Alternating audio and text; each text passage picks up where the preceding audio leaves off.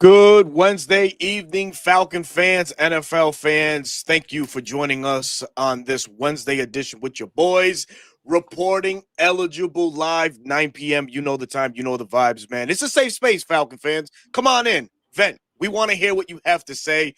I'm sure it's not a lot of great things that everybody wants to get off their chest, primarily aimed at Raheem Morris, aimed at Zach Robinson. Are they wrong? Only time will tell. But this is a safe space, Falcon fans. We're already getting in the chat. Wasted no time. Wasted no time. Man. I love it, man. I love it, man. We love the chat, man. They definitely get the vibes going the right way, man. Extend Raheem Morris. We're already off to a good start to this. We're off to a fantastic start, man. But let's jump right into the chat right quick, man. Dwayne Ruffin, what's going on? Knuckles MMA is in the house. Rise up, Dirty Bird. What's happening? Meet Washington's in the house. King_3. What is happening, man? Appreciate everybody being in the chat this evening. Chopping it up with you. But bro talk, man, how have you been since the show? Since the game on Sunday, brother? Well, since the game, I feel a lot better personally. I don't feel a lot better about the Falcons, but I feel better myself because Sunday was worse than the Carolina game. Like I don't know how to explain it. Agreed. It just felt like I kept getting punched in the gut and I couldn't do anything about it. It was so hard to watch, and it was hard to watch even when it was still close. It didn't feel close. And you saw the defensive players trying to get the crowd hyped up. Brother, there were people leaving in the third quarter. There were people selling their tickets. It is not a good time for the Falcons, but there's still a glimmer of optimism over here. Just a glimmer. Gotcha, man. Hence the title. Is it over? And I think that's the doom and gloom going around the Falcons fan base right now, and with right intention, right? This is far too talented of a team to be putting out product on the field the way that we have these last 2 weeks. And of course, people are going to vent and they're going to, speak their mind, give their 2 cents, right? And it's not for us to judge or for us to be like, oh, hey, you're absolutely wrong, because it's not, right? Everybody has an opinion, and let it be, right? But on to the game that was the Miami Dolphins, which I'm going to off the rip agree. I felt like this loss was worse than the Carolina Panthers. And people say, wow, how? We didn't score. Yeah, dude, but you know what? It's just the preparation and everything that went into this game was just bad, man. Bad. And I'm sure we'll get into a certain number on the field that was very bad. The reason it felt worse is because not only was the offense bad, but so was the defense. And in Carolina, we still felt good for the defense, even though, they gave up points. It was short fields, right? Right. 7 of them wasn't on the defense. And so we felt like, okay, the defense did their job. It's just the offense laid an egg. This was a team effort of laying an egg last week. Yeah, man. So to recap, some of the numbers, Tua coming off a 4 INT game, if I'm not mistaken, versus the Cleveland Browns. Just use this game as the get-right game. 20 of 26, 4 touchdowns, man. Unbelievable. And I tweeted one during the game, wow, look what, play action and play fakes do to an offense and the flow of the game, how you can bait the defense and just have a team at your will, at your mercy, so to say. That's exactly what we were versus the Miami Dolphins. McDaniel called a fantastic game from start to finish. But your thoughts, right quick, on Tua's play, man. He played good, man. Even with that swollen eye, he was so. If you remember when we were leading up to this game, Jeff Ulbrich was asked about him, and he talked about it. He said, I still fear Tua, even with how things have gone. He's an on-time thrower, and if he can get things on time, he's one of the most dangerous quarterbacks in the league. And you saw it all game. Yeah. He was on time, and when he wasn't, it was an overthrow. It was an incomplete pass.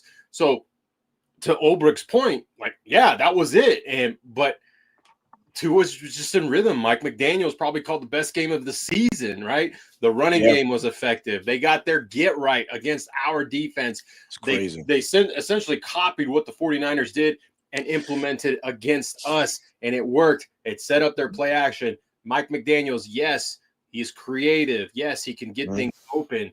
And unfortunately, there was a glaring hole in the defense, and Oh my God. he kept attacking it. And yeah, that was the end result, man. And plus, it didn't help the defense that they couldn't catch their breath. They couldn't look at the tablet to say, okay, they're in this formation. This is what they're doing. They couldn't even put the oxygen mask on because by the time they got to the sideline, the offense was punting the ball. Brother, I looked at this game, and the running game is what stuck out to me. They ran for a combined 141 yards. And Ali Gordon looked like Tyler Algier, averaging 4.6 yards per carry, man. They was just running the ball down our throat and really just living in third and short. This is where the Falcons struggled so much last year under Jimmy Lake, but you fast forward to this year, our third down defense was very respectable. It was in the top 5. It has then since plummeted down to number 21, ranked 21. The pass rush couldn't really, get going. We got a sack, but from D. Alford, 2 sacks on the year. This defensive line couldn't get anything going, man. If I felt like for every counter, Miami was ready for, and they just kept this entire defensive line at bay. The battle of the trenches, as a lot of us speak about, man, was solely won by Miami. And this is Miami Dolphins offense that's notoriously bad. Just look elite on Sunday, man. You got to put it like that, man. So your thoughts right quick, man. What the defensive line not being able to generate the pass rush that we have been accustomed to seeing? It sounds weird to say, but we are accustomed for the Falcons getting a couple sacks in the game. So obviously Zach Harrison's presence not being there was very much missed, right? In the run game and in the pass game. But there were instances where we did get pressure, but because everything was on time for the Dolphins, those sack numbers didn't follow. And there were times where it wasn't on time, but we couldn't get pressure. So it was kind of like either or. So I still think the defensive front overall played an okay game, a good game in the passing game, but it just the flow of the game, right? You saw there were a couple of reps where I saw Rook win, David Onyemata win. Yeah. What's his name? Sam Roberts. I don't know why I want to call him Sam Martin. Sam Roberts won. Leonard Floyd was getting in there. It was here and there, and that's what you want. You want to generate pressures, but Tua's just getting the ball out. He was getting that out quick, on time. Yeah, man. Down the middle of the field. Yeah. 1-2 step, gone. Ball was out of his hand, and it was pinpoint. It was on target. And like you mentioned, man, earlier on, man, it was heavily targeted at one individual that was playing in the middle of this Falcons defense. As we all know, Divine Diablo hit the IR, but bro, we talk about Zach Harrison. Divine Diablo's absence was sorely missed in the middle of this Falcons defense. Now we got some confirmation, if you want to call it that, today from Jeff Ulbrich that we're fitting to see the same person, number 40, trot out against New England on Sunday. And that's not sitting well. I know with you, I know it isn't with me, but I know with a lot of the football minds that are on Twitter and stuff like that, like, come on, brother, this cannot be happening. What do you say to that with the play of number 40? We can't even call him by his name. We're just going to call him player number 40. How bad was his performance on Sunday, man? It was probably one of the worst linebacker performances I've ever seen of anyone, like not even just the Falcons, of anyone. And you've got some really bad linebacker play this year. I made a video on number 40 and Cowboy fans were flooding my comments like, you haven't seen Kenneth Murray play. Well, hey, I raise you number 40. I'd rather have Kenneth Murray that actually moves when the ball is snapped and tries to react. And even if he gets it wrong, you know what? He's moving around. Number 40, every single play it took him like 2 or 3 seconds to react to what was going on. Now, in some instances, he had his responsibilities, which caused him to be delayed. But even then, the recognition, he would still be a second or two late. Like I gotta hold here in case there's a boot action. But then, like, it was clear as day the running back had the ball, but he was still like, stuck on stupid, man. Yeah, let me get over there. Oh crap, and things like that. There were instances where the offensive linemen climbing to the second level were waiting for him. We're waiting for him to scrape over so they could be like, "Hey, buddy, I need you to come here so I can get you." Like, it was bad. And then coverage-wise, coverage wise. Like I don't know what he was doing. I don't know what he was being told or what was going on the sideline. Like he was the weakness of that defense in the pass game and in the run game. He was bad. And a good offensive coordinator, they'll start sniping players like that. Oh, absolutely, man. Hey, number 40, yeah, that's that weak point. That's where we're going. And right. I have nothing good to say about their performance at all. Bottom 5 all-time linebacker performance. And we've had some bad linebackers come through Atlanta. Specifically, someone that left was Deion Jones's, running mate at LSU, right? LSU fans, I'm sure, are happy. Brian Kelly gone. Hey, shout out. But I don't even want to say his name either because that was like it was bad. I'll go back even further. Joplin Bartu, that was a pretty bad linebacker. Oh, I got you on that one, huh? Say it again. Say the name. Joplin Bartu. If you remember him, he was in the Paul Warlow era. Oh, dude. Oh, that's why I don't remember. Golly, bro. Yeah, there has been some bad linebacker play, but number 40's performance was rock bottom. I know a lot of people are not fans of the PFF grades or numbers, but PFF graded him a 28. Man, that's some asinine shit, man. But before we get into any more, man, the chat is popping, man. Everybody's here this evening. We certainly appreciate you. 200 eyes already on us, man. We certainly appreciate it, man. Where did I leave off? Because there's so many of you, man. Mama Torres is in the house. Mom, what's going on? April Thomas is in the house. What's going on? Ron, hope all is well with you, man. Rise Up Dirty Bird says, my high school OC can call plays better than Zach Robinson will, which we'll touch on in just a moment. Let's see. Oh, our brother Bones is in the house. What up? Remember early on when we were afraid of losing Zach Robinson to a head coaching job? Pepperidge Farm, remember? Pepperidge Farms remembers. That must be an inside joke because I don't know. Brother, hold on. Seriously. You don't know the meme? I haven't been paying attention. That's the thing. Chat, cook him. Cook this man. He doesn't know the Pepperidge Farms meme. Cook him. I just haven't. I haven't come across it, man. My apologies, man. I really do apologize. I haven't seen it, man. Wolfpack Master, sup, fellas? What's going on, man? D-Bones 8612 rides up Falcons. He goes on to say D and Caden Ellis were the only players that showed up. Yeah, Caden got on one play, especially on that second and goal play where there was like a mesh crossing concept. Bro, he got lost. It was a scissors concept. That's what it was. And he got caught flat-footed trying to get HN out of the backfield, which is a bad matchup as it is anyways. His speed. So many mesh. Like okay, so I want to say this. Yeah, of course. Even if Caden picks up HN, the tight end was leaking right behind. It was a touchdown either way. Yep.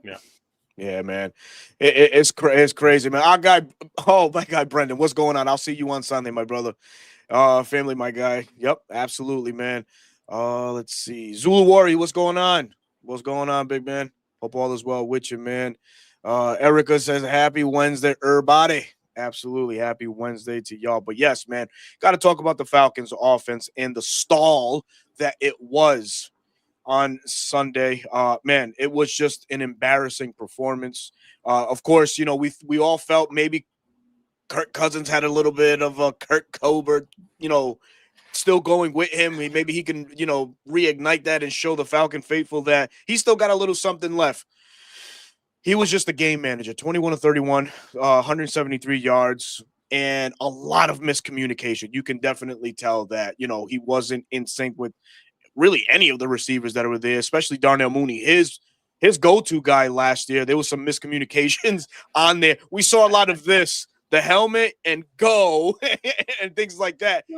So it was bad. It was a bad performance by Kirk. He did himself no favors trying to, just get himself traded out of Atlanta, as the rumor is going around heavy that he still wants to be a starter. Not after that performance, brother.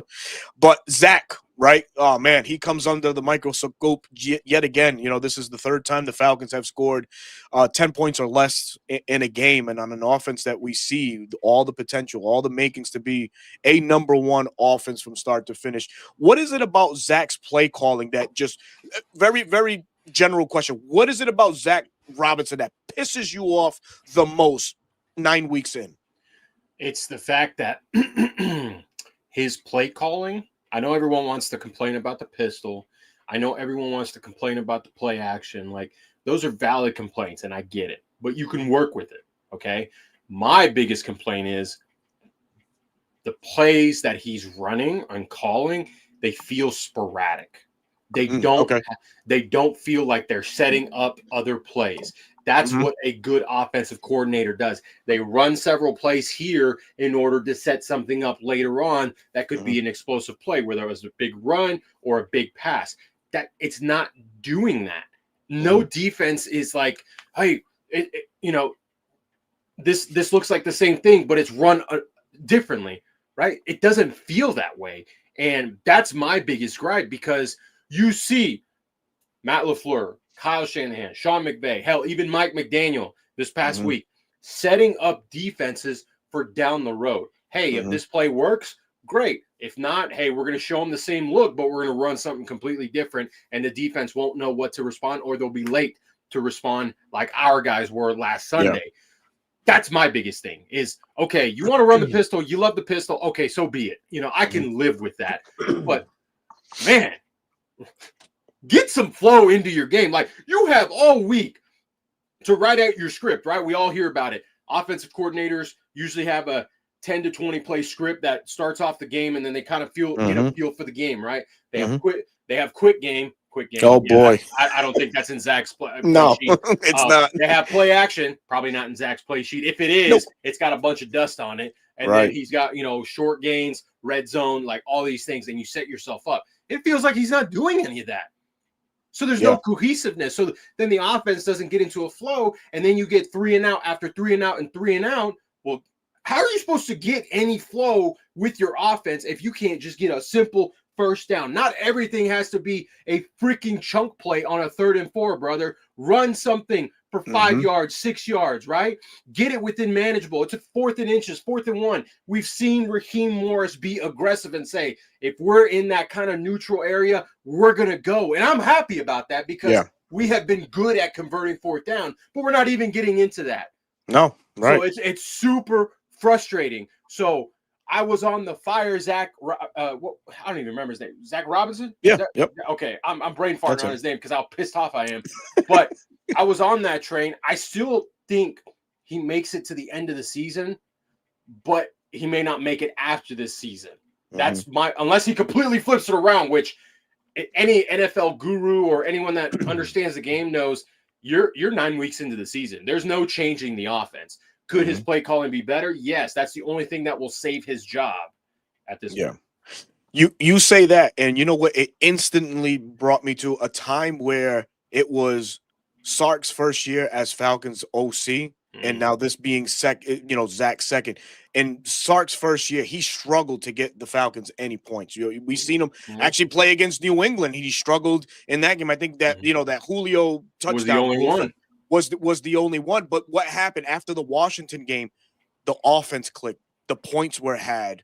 And unfortunately for Sark, he was let go at the end of the season. You saw the improvement. You saw the improvement, which you should see. So this is what I feel. After this rough stretch of games, meaning New England, and then we have the Colts. Could we see Zach potentially, start utilizing games to get right in a sense, and just put this Falcons offense on a slow trajectory to good? Is it a possibility? I'm one to be optimistic that yes, but he has to correct. And you know what he needs to do? Just live in the moment of the copycat league really does exist. I'm going to take you through a play right quick before you say anything that McDaniels drew up for Tua. We don't even know what that concept looks like in our playbook because we don't have it. On a play fake where it looks like they were setting up a double screen. All it was Waddle going over the middle of the defense.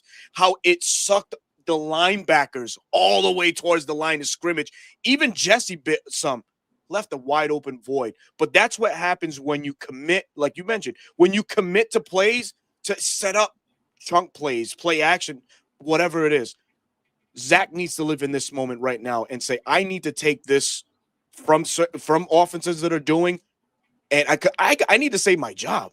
first and foremost. But God damn it, this is a talented freaking ball club to be as limited as it's been the last two flipping weeks, man. So something Bones just said in the chat is in the Gotcha. passing game, we need to be able to stress all parts of the field. We don't. Right. Yeah, he's right.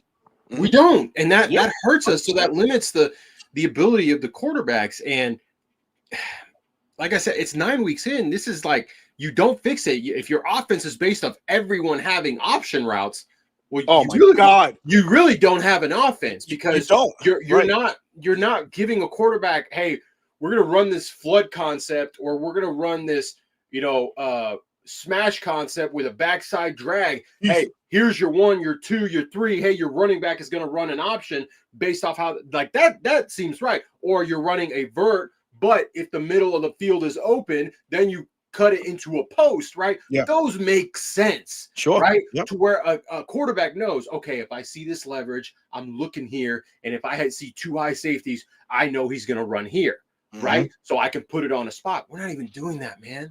No, nothing. We're not. This passing offense looks a shell of itself, from last year. And I don't know. I think that was Kirk overcoming Zach, to be honest with you. Okay. That's very valid. He's a veteran quarterback. He's seen the nuances of many offenses. He knows in certain situations he can go to a different progression versus whatever Zach's feeding him through that headset. So you're making a valid point. That's a valid point. I think, sometimes players can't overcome the play caller, but when it comes to week 9 and everyone's got your film and knows what you do, and you become what everyone's been calling you, predictable, which is what you are. And the players can't overcome anything. You have the best running back in the league, and he can't find a void in the running game right now. Now, partially that is because of the players, the offensive line. They haven't played great the past 2 weeks. I will say that. Yeah. Specifically, Ryan Nuzeel has struggled in run blocking. Matthew Bergeron in pass protection. Elijah Wilkinson, 2 of his worst games all season overall, not just in the run game, but in the pass game as well. Yeah. So that doesn't help, right? As a play caller, you may have called the best play on that situation, but if that one guy doesn't get his block, well, we saw it, Jordan Brooks making that tackle inside the 5-yard line, nearly a safety, right? That was on Nuzeel. I got together with some guys. I thought it was Lindstrom. No, it was Nuzeel. Like, those errors cost you, and that's what makes a play caller look worse. I'm not saying Zach's a good play caller, because he's really not, right? Yeah. You are who you are. And to hear him say, I'm talking to guys around the leagues on how they prepare for us. Okay. Show me something. And then show me otherwise. He had the nerve to say, like, oh, they're not really throwing anything at us. They're keeping it pretty simple. What does that say about you, brother? Exactly. What does that say about you if they're keeping it simple and you can't get a good offensive game plan going? That says more about you than them, bro. Like, that's bad. That is 100%, man. And now we got to quick, we got to flip dial right now to the Bijan Robinson fucking mystery, right? This is the number one. He's the best running back in the league, right? Absolutely, right? 9 rushes, 25 yards, only averaged 2.8 yards per run. Tyler Algier, 4 carries, 4 rushing yards, 1 touchdown. So he was non-existent in the run game. And then Bijan pitched in with 3 catches and 23 yards. What is it? What is it why can't Zach unlock this unicorn that is Bijan in this offense? Is it more? Is Dwayne Ledford somebody that we need to start pointing a finger more at? As time goes on, and exposing him for being, this run game coordinator that's not actually run game coordinating a fucking thing in Atlanta. Yeah. So if you guys don't understand what a run game coordinator is, the run game coordinator has the responsibility, right? He gets the vision of the offensive coordinator. This is what I want to do. And then they come up with the run game concepts, right? The wide zone, the motion, like all this stuff, puts it together in a plan. And then the OC takes it, implements it, and then he creates his game plan. So on top of that, he's the offensive line coach. Typically, that's a good pairing, because who's blocking for the run? It's the offensive line. But when it's someone from the previous regime's play caller, right? Arthur Smith, right? He implemented that outside zone heavy scheme, right? Yeah, we're way past. Me and Bones, we've been on this. Oh, yeah. Oh, no, you guys go at it. I love to see it, man. We've been at it. But when when you can't evolve, right? And everyone wants to look at McVay. McVay at one point was a heavy outside zone. But then guess what he did? He talked about it. He's like, Todd Gurley, excellent at the outside zone, inside zone, zone concept. Now I have Kyron, who's more of a gap scheme guy. I need to keep his shoulders square to the line of scrimmage for him to be able to be effective. Well, you've got the best running back in the freaking league that can do both. Why aren't you doing both? Why aren't you doing both? Why are you limiting him to one thing when you have all this potential of him being statistically the best running back, not just in the passing game, but rush? Like, this guy should be averaging 8 yards a carry a game. Like, absolutely. Even with 15 carry. Like, you see what James Cook just did to Carolina? My God. Is exactly what Bijan can do. Inside, too, at that, man. And the OC are so blind, they can't unlock it.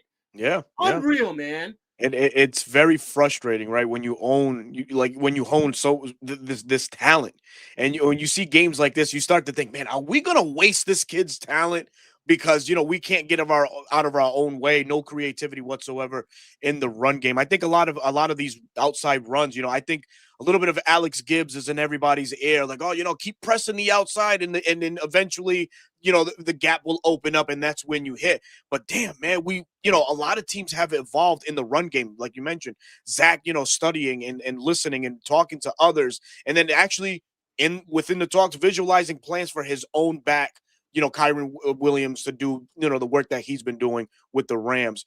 Yeah, Zach needs to wake the fuck up, man. I think we're past the point of him waking up. He just needs to do better at this point, man, because if not, his door's right there. I've had this, you ever played scenarios in your head? Yeah, right, all the time. I viewed myself, if I were Raheem, right? Mm-hmm. I'm gonna say, I don't know if you're gonna segue to this, but I said it. No, go ahead.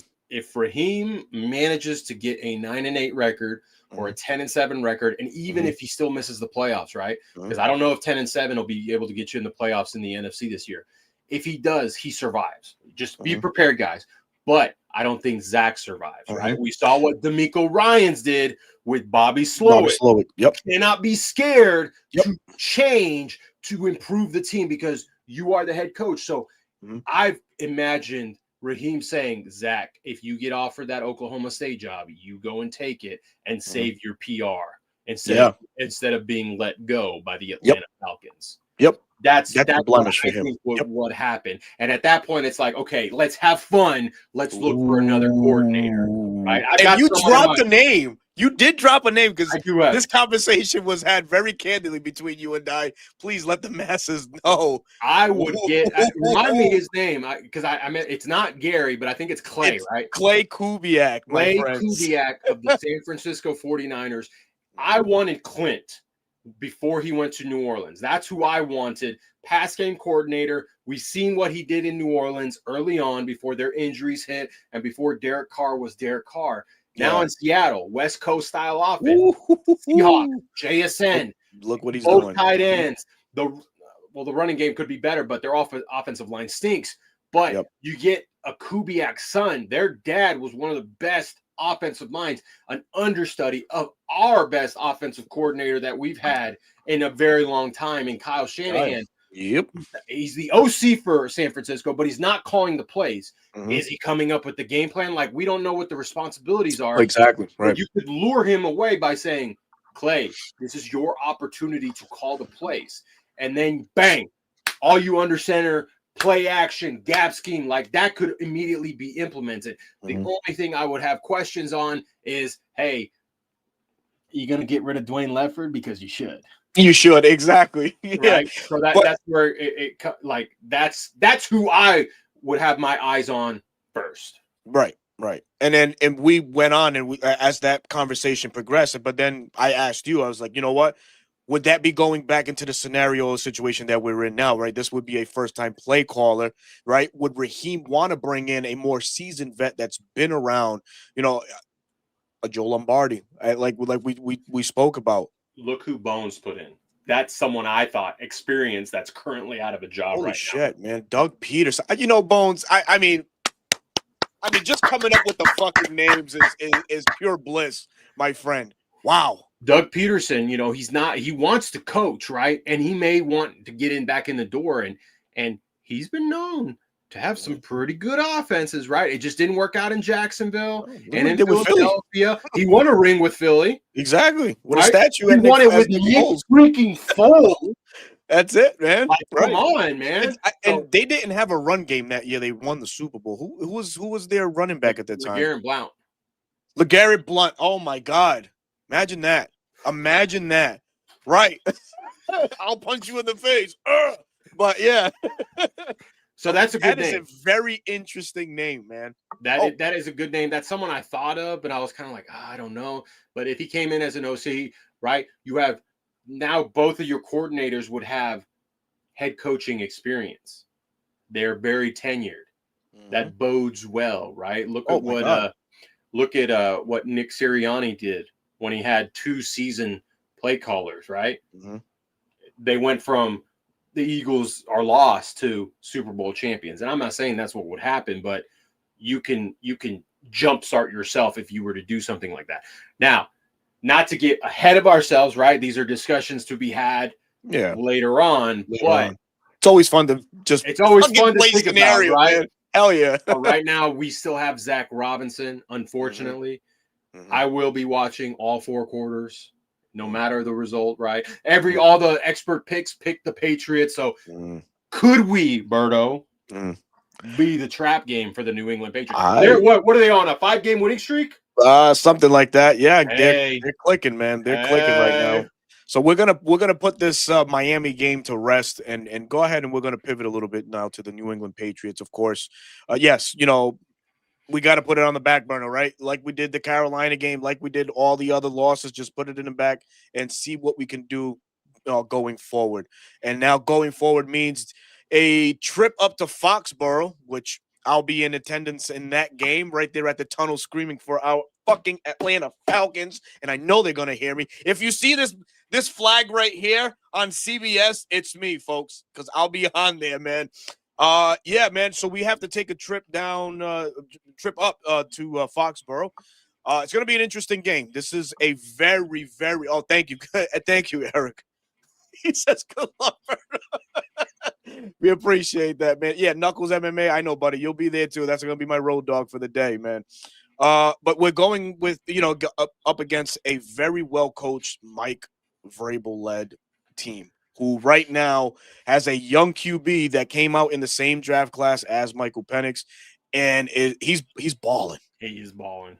Drake May's balling, bro. He is balling. The connections with him and Kayshon Boutte and of course, Stephon Diggs being the vet that he is still, has a thing or two left in the tank. That offense is just going. The only thing that offense is missing is a run game, which, it's pretty non-existent. I think the rush offense ranks 18th in the league. I'll tell you right now. Hold on. Yeah, 18th rushed in the league. 18th. They're ranked 18th. So they don't do too much. They rely more on the pass. Drake last week threw for 282 yards. Yep. And at that time, that was the number 2 ranked passing defense in the NFL in the Cleveland Browns. And he made them look like nothing other than Myles Garrett just getting his licks in. But that's gonna be a tough game on the road, man.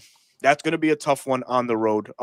If this was a game after the Buffalo Bills game for the Falcons, I'd say we'd match up very well against these Pats. But we have plummeted on the defensive side in some important categories, third down defense being the major one, the massive one, because at one point we were ranked in the top 5 in that regard, and we cannot get off the field now. So what is I hate to even ask, the outcome of this game on Sunday for you, Bro Talk? What do you see? How can we attack this this New England Patriots defense that, oh, by the way, only has 19 sacks, but they struggled to get to the quarterback consistently in their own right?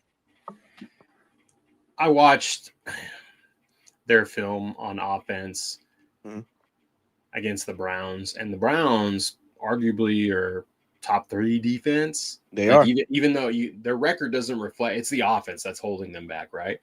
Jim Schwartz always has those guys dialed in. Man. the stuff Josh McDaniels was throwing, I'm looking at it and I'm like, oh my God, the defense is in for it.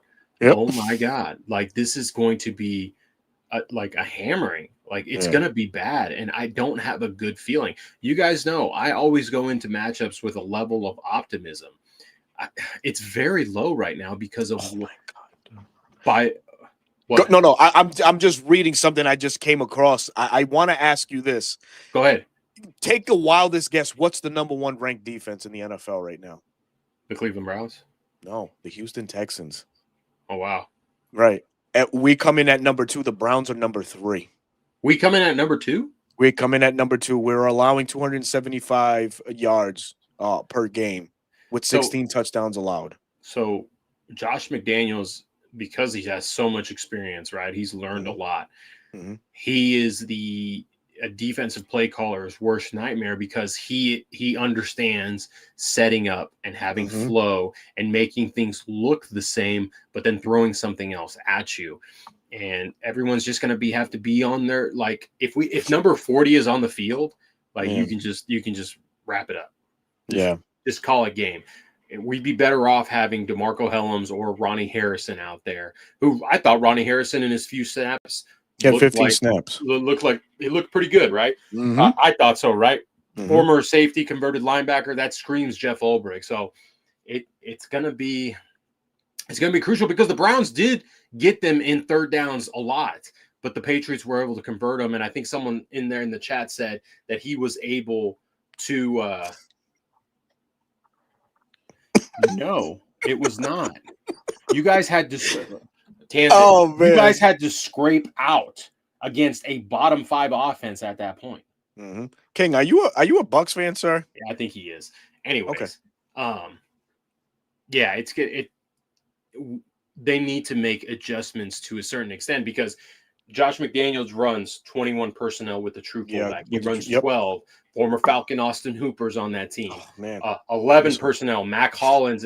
Former Falcon Mac Hollins is having a career year there. You talked about Booty. Stephon Diggs is a problem. Like, they have pieces. Now, offensively, I would say attack the safeties, but I don't know what that is because we don't attack the middle of the field. We don't, man. Right? We don't Two take chances. Former Falcons, right? They traded Kyle Duggar yesterday. Yeah. Jalen Hawkins and Richie Grant. Yes, that Richie Grant. Are their starting safeties. But that's crazy.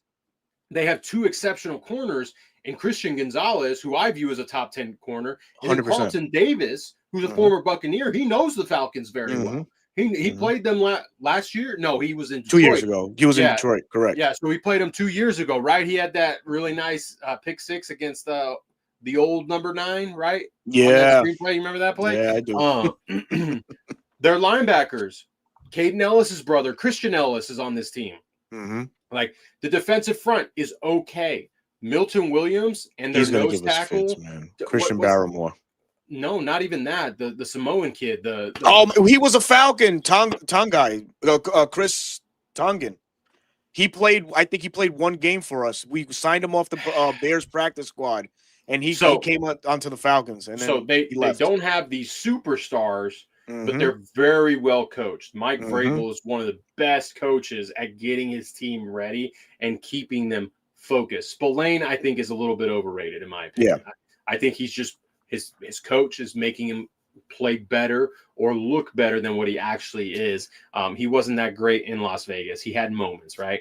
Yeah. But Mike Vrabel is calling the defense with their defensive coordinator handling his health in this moment right now. So it's going to be tough, both sides of the ball. And I think the comment that I think it was Raheem said, whoever wins the trenches is going to win the game. Like, that's key. And we've lost the last 2, and hence why we've come away with 2 losses, right? Okay, of course, we don't possess on this defense a Myles Garrett type guy. But do you have faith in Ulbrich and his ways of generating a pressure and getting to Drake? One thing that I haven't seen, I think we haven't seen it since the Buffalo Bills game. And shout out King's Landing because he's talked about this on his own, tweeting and stuff like that. We actually generated pressure off a 1-5-5 defense, and we've gotten sacks aplenty off of those looks. Where the fuck has it been the past couple weeks? like nothing. I mean, so it is missing Divine Diablo really just changing the just the confine or the element of how this defense is actually supposed to be ran, man. Is it that crucial? I think so, because you had the utmost confidence, and he I proved guess that you should. Yeah, you can rely on him in coverage and let got it. Caden Ellis get to the quarterback, which he does really well, and then Mm, you can simulate pressures, overload pressures. He Man, that injury hurt like a lot, mm-hmm. especially God, I can't. Sucks, man. How many weeks has it been now? Just one, right? We're gonna miss him 4 to 6 weeks, probably 6 to 8. And that's if we make the playoffs, he can come back, and it sucks like a lot. It sucks. So having Ronnie Harrison that understands coverage, DeMarco Helms that doesn't have to essentially trail or carry a receiver, but can just roam, right? You want a roamer. Or we talked about this, right? Let's say Billy Bowman comes back. Do you bench D. Alford, who's been playing out of his mind, That was going to be my next question. he's playing a Mm-hmm. career year? Mm-hmm. The answer is no. So what do? You want Billy on the field because he You do. does make impacts. So then the suggestion is put Billy in the box, right, with Mm-hmm. Caden Ellis, right? You want to stop the run a penny front and have 5 true defensive backs, right? Run your base front with Caden Ellis, and instead of having number 40, Oh God, put number 33 in there.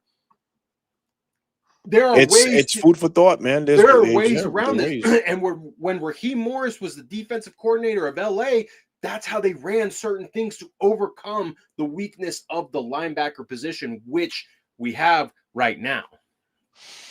Bone says Dave Archer brought up a good point. We don't have a man beating wide receiver, so beating man coverage is going to have to be schemed up, beating leverage and creating traffic. Good luck, Zach. Right? Good luck. He's right, man. And then you know what's crazy? Last year that was there. Do you remember the play with the Cowboys where he had a double slant wheel route behind it to Darnell Mooney? Oh, he was wide open. That created a whole bunch of traffic. Yeah. Trayvon Diggs had to go over. He had to peel off. Wide open. Then you had a scissor concept with Kyle Pitts and Darnell Mooney. Like, if you don't have man beaters, you have to find ways for these guys to get, beat their man. And the easiest way is to have your guy run away from the other guy, crossing routes, over routes, sit route, whatever, man. Yeah. It's going to be gnarly because Christian Gonzalez and Carlton Davis, they run some pretty dang good man coverage. They do, but they're not corners that travel. They sit in their zones or on their side of their respected field. So how does Zach has no choice but to show something different, stack formations or just 3x1 sets, something, anything, man. Yep. I mean, for me, bro, it could turn out to be a long afternoon, but then you had mentioned before we started previewing, this could be their trap game too, because we can catch them lacking. But the thing is, man, they have to wake up. Zach, Jeff, y'all need to wake up. This is a very important game for Atlanta. Of course, like I mentioned, next week it doesn't get, not looking ahead, right? But you unfortunately have to, because you're thinking, when's this skid going to end, right? We lose to the 49ers. We unfortunately lost to the Dolphins in such a bad fashion. Now we go to New England, and then we got the Colts. It's like, shit, when does it stop? When does it stop, dude? This would be a good time for it to stop. Now, realistically speaking, I don't know if that is even a doable thing. But one thing, if Atlanta is able to move the ball on New England on Sunday, one positive, the Patriots have the worst red zone defense in the league. So it's essentially a shoe-in for a touchdown. Are you sure? Do you remember who our play call? Do you not remember our red zone struggles? Oh, yeah. So Atlanta is no better. They rank number 28 in the league, man. And that's with Jeff Ulbrich. So it's like, shit, man. So it's, man, it's such a juggle. It's such a juggle, man. It's pretty bad, man. It's pretty bad. Carrie, what's going on, Carrie? Oh, man. Anything you want to add, brother, we're 45 minutes in. We can start going into X factors if you want, and some score predictions. But anything else you want to get off your chest, brother? Man, I'm losing my boys. I could go on all day about Zach Robinson and Dwayne Ledford. I thought the Zach Robinson firing was a long shot, right? You typically don't see, unless we were, winless, then yeah, you could see it happen. But I really could see a positional firing. Hey, man. You disappointed. This dude was stuffing his face, bro. I'll tell you what I ate. Hold on. I'll tell you what I ate. Not to get on a tangent. My wife made crock-pot pork shoulder turned barbecue.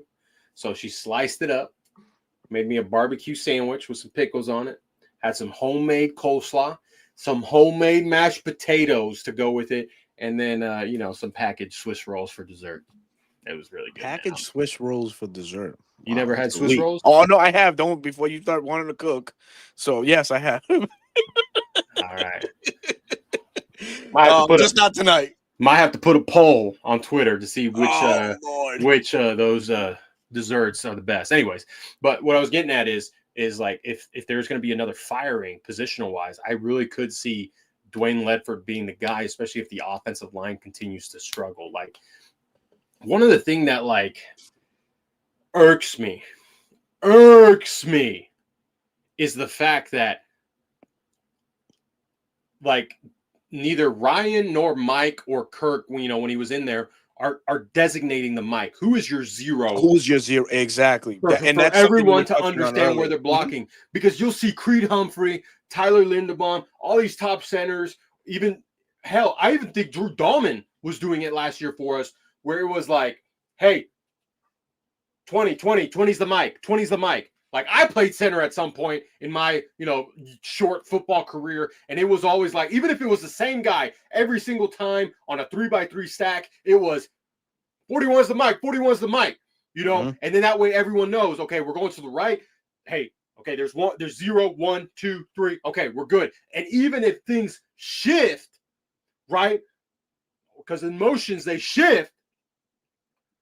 You have to give the offensive lineman a second for the center to be like, oh shit, they shifted. Hey, 25's the Mike now. 25's the Mike. Everyone looks around like, okay, we're good. Snap the ball. Let's go.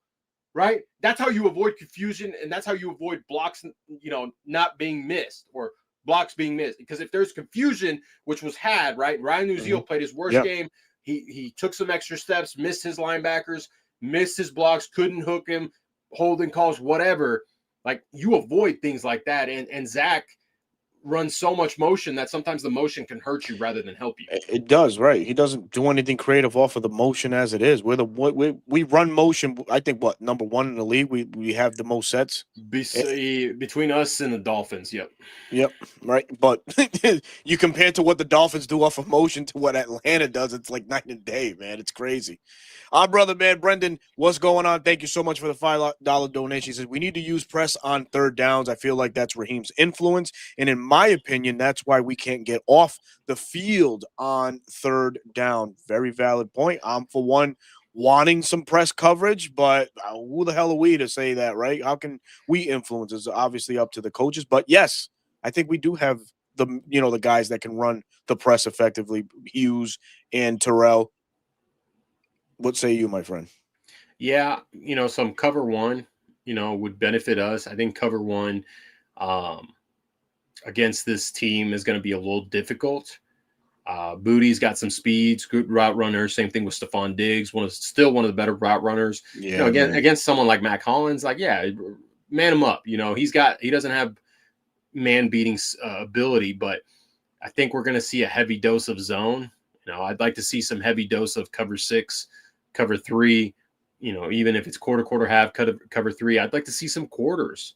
We're not running quarters. We run cover 2 the least in the league. I don't think that changes, right? That's not an old bricks realm of scope. But some cover 1 here and there to throw Drake May off and his timing and, force him to make those really, really tight throws. That is just pinpoint accuracy. If he gets it, hey, you tip your cap and say, hey, hell of a throw. Our guy was there. You just made a better throw. But I think Ulbrich will have a good game plan, much like he had for He better. Drake May, because the left side of the Pats offensive line is still young. You know, Will Very. Campbell, what's his name? Jared Wilson, who we thought we were going to get in the third Oh round. man, yeah, yep. Hey, That's you know right. what? We got a Georgia great guy in Xavier Watts in the third round. Can't That's complain, it. right? Can't complain, So brother. we you know, that line is still young, and even the right side, even the vets, they're not the best, right? But they hold up because of Josh McDaniels' ability to call certain plays. So I think defensively we will give May a little bit of fits. It's just, can Zach Robinson keep the offense on the field and let our guys rest and churn some clock and get the best running back in the freaking league, you know, going, and get our top 10 receiver going, right? He should play we should see, man. we got should some see a good lot news. of guys coming back Right, from right. injury. So it's going to get a boost, but it's a matter of like, hey, how was your preparation? What's your OC going to do this week? Yeah. So to the title of our show this evening, man, is it over? Right. I think the optimism is still there. You know, it's there. The window's not completely closed, but boy, man, does this Falcons team have some work cut out for them, some work to do, especially on the coaches, right? Ulbrich and as often mentioned, Zach Robinson. You know, the Falcons have to call a perfect game, I would think, on Sunday in order to get this W, man. I really do. So we're gonna spring right into the X factors, my friend, man. Your X factors, offense, defense for Sunday, man. You know, I could do the easy one and say Zach Robinson, but I'm not going to do that. I think the X factor for us is going to have to be our quarterback. You know, Michael Penix Jr. coming back. He's going to have to will his guys in the huddle, keep them motivated, keep them in on time, and you know, pick apart this defense that can be picked apart. It could. It could be, right. He's just got to be in sync. He's got to play a good game, good clean game. He's going to have to take some risks. I feel like sometimes he doesn't take risks for the fear of throwing an interception. Hey, Mahomes threw 2 interceptions this past Monday Night Football. And what happened? He threw 3 touchdowns afterwards. Stuff Great like that happens, right? Sure you take chances, right? If you've seen the quarterback documentary, Joe Burrow says it's literally milliseconds where you have to decide, am I going to throw it or am I not? And those milliseconds where you decide could either result in a touchdown, big completion, or an interception or deflection. So if he can be a little bit more aggressive and have confidence in his ability to get the ball where his guy can get it and the defender can't, you know, I think we could see some good things from that. And then my defensive X factor, I'm gonna lean on the rookie a little bit, James Pierce Jr. Ooh, okay. James Pierce Jr. We talked about this. I'm like, I'm gonna go look at Tennessee versus LSU film. Yeah. In the 3 years that James Pierce Jr. was at Tennessee, they never played LSU, which is odd.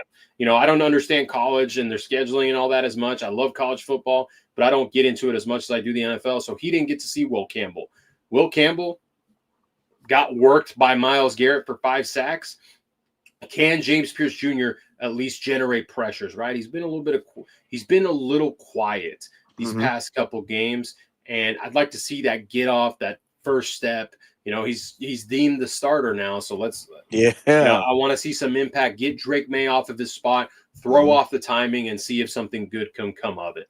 And that's the thing, right? Rattling Drake May, because I think we've seen him make some errant throws in the beginning, right? And that's exactly what you kind of want to turn him back into. But the pass rush has to be there. For me, I'm gonna go quarterback too, right? Whether it's Penix or if it's Kurt for some weird reason. The offensive coordinator Zach has to throw a different game flow at these Pats. You can't be as predictable as you have been 8 weeks in. This week here, week 9, man, we have to change. We have to change the outcome. We have to change how we do things. If we're gonna motion so much, man, let's run some play action based off of it. Let's throw something different at New England that they haven't seen. So I'll hang my hat on that for right now. But as far as defense, I'm gonna go Jeff Ulbrich. Jeff Ulbrich knows a thing or two about Drake May being with the Jets last year, seeing Drake May, you know, a couple times last year. You know, I think from what I've seen, you know, he was able to dial up, you know, some good pressures and confuse Drake last year. Obviously, that being his rookie year, a full year back now or in. in his second year, excuse me, Drake May has grown leaps and bounds, right? And it's wonderful to see as an NFL fan. But I will say that I think Jeff Ulbrich is one of my X factors going in the quarterback position, as you mentioned. But we do have a quick question here for you, man. Meet Washington asks question: do the organization see what we see? I'm sure they do. I'm sure. Look, what they say to the media and what we see is one thing, right? They have to be able to keep a front, right? They can't lose their cool. They have to remain composed. And to us, the fans, that may irritate you. Like, just tell me the truth. Tell me the truth. No, they can't do that. It's like when you argue with your family, right? That stays at home. It's behind closed doors, and the rest of the world doesn't see what's going on, right? Raheem is not done. As much as like the criticism he gets, some is warranted, some I think is overblown. I'm sure conversations are being had like, Zach, what the hell are we doing, dude? What the hell is going on? And you know, he's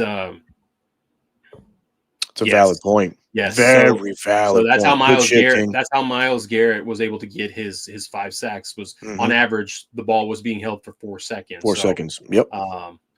It can happen, but I think the organization sees it.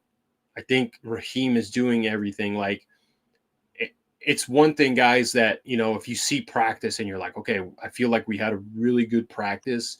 Like our scout team was playing well against our defense and offense and showing them the looks that we see the Patriots are doing. And then it's another thing. Hey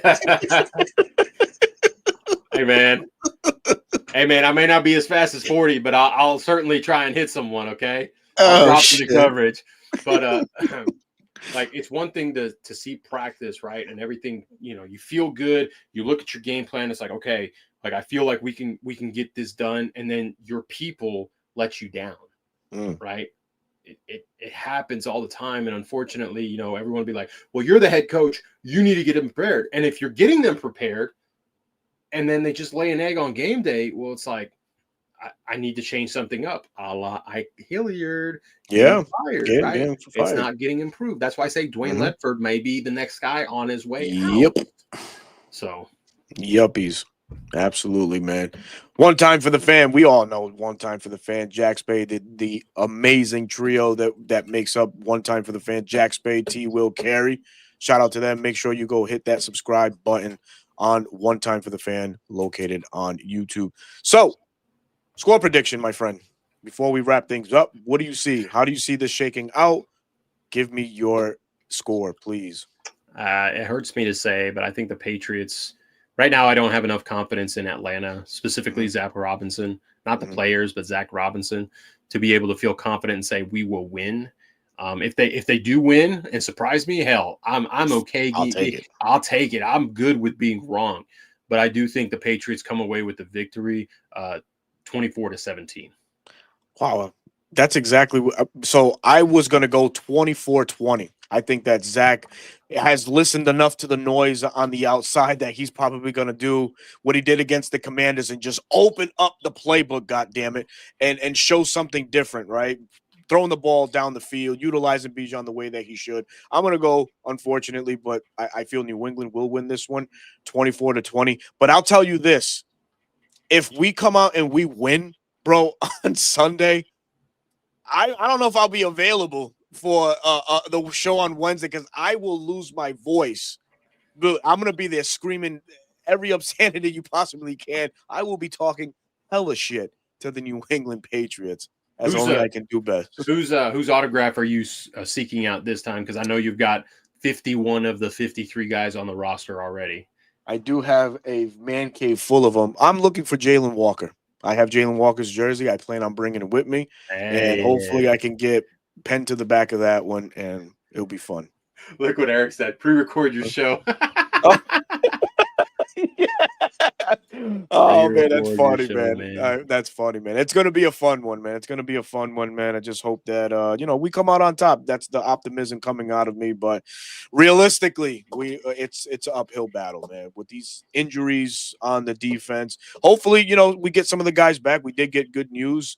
Penix, coming back potentially. Same for Drake. Limited in practice today. Jalen Walker and Billy Bowman, two guys that are sorely needed. Zach Robinson trending that way too. Hopefully for Sunday, hopefully we can make it, just a competitive game, and that's wishful thinking. But yeah, man, we're gonna end the show here, man. 412 of y'all joined us this evening from both respected platforms. Also on Twitter, we kindly thank you for enjoying this show. Man, we enjoy just bringing you the best content we possibly can every Wednesday night, 9 p.m. sharp. These are your boys reporting eligible live. But Bro Talk, let them know where they can find you, my brother. As always, guys, short form content posted daily, mainly Falcons right now. Life's a little busy, so been focusing on the Falcons. This one too. Sorry. Yes. Yeah. No, you're good. You're good. So if you guys love short form content, YouTube Shorts, and TikTok at Dirty Bird Central, long form content has taken a back seat so far this season. Like I said, life's a little busy right now outside of this realm. But as always, at BK Squared 7, still daily tweets, giving my thoughts at Atlanta Falcons, also giving my thoughts on the rest of the league. Gotcha, Eric. Yeah. So if you guys, want to tweet at me, positive, negative, how positive is this? Let's fucking go, man. Hey, listen. I love it, man. I would love to. I don't know if I'm qualified, but I would love to. That'd be great, man. That'd be great. Uh-oh. Go Bucks, you guys are great. Hey, you know what? Hey, man, we appreciate you, King. We appreciate you, we bro. appreciate you. Absolutely. King is one of the followers from the NFC South round table. And that is a platform that I am notoriously hated on. And if you would like to see threats, you name it, I just shit. Oh my God. Go to NFC South Roundtable, man. As your Falcons representative, holding it down every Tuesday night, 8 p.m., alongside some other great co-hosts, TJ, Clay, and Mr. James, Mr. Buccaneer himself. Shout out to those gentlemen, respectfully. So that's every Tuesday at 8 p.m. Bleacher Report, you can find me Monday through Thursday. Go ahead. Did he just say every Tuesday? Tuesday, mate. Tuesday, mate. Be sure to get your tea and crumpets and check out the NFC South Roundtable. We're multilingual here. Hablamos español, francés, portugués, italiano. Here we go. Ready? You gotta hit him with the hold on, SAP button. Si quieren ver a Alberto cada martes a las 8 en el NFC South Roundtable. Ahí lo puedes ver. Siempre en batalla con los otros tres güeros que están ahí. Look at that. Wow. Bro Talk showing range with the speech. I love it, man. I love it, man. But yes, man. So Bleacher Report, Monday through Thursday, short form content is available on there, as I am the Falcons representative for Bleacher Report. In that regard, I will not be doing any live stream this Sunday. Obviously, I will be at the game. Also, I will be at the game still, and the post-game stream has been canceled for this weekend, but I will be back next week. And, of course, you can find me here Wednesday nights, reporting eligible, coming to you live in full effect, man. Hopefully, we have a lot of great things to talk about on Wednesday, but if there isn't, we'll try to still bring light at the end of the tunnel if we possibly can. But for Bro Talk, I'm Berto, man. We thank you so much, man, for joining us this evening. As always, peace up, A-Town down.